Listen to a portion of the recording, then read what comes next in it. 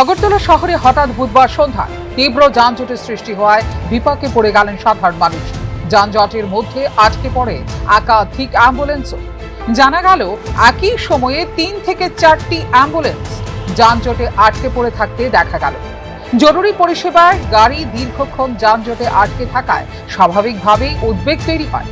যানজটের জেরে অ্যাম্বুলেন্সগুলিকে দ্রুত গন্তব্যে পৌঁছতে সমস্যার মুখে পড়তে হয়। ঘটনার দৃশ্য ইতিমধ্যে নজরে এসেছে। শহরের ব্যস্ত রাস্তায় যানজট নিয়ন্ত্রণ এবং জরুরি পরিষেবার গাড়িগুলিকে দ্রুত চলাচলের ব্যবস্থা করা নিয়ে ফের প্রশ্ন উঠল। Bureau report, news now.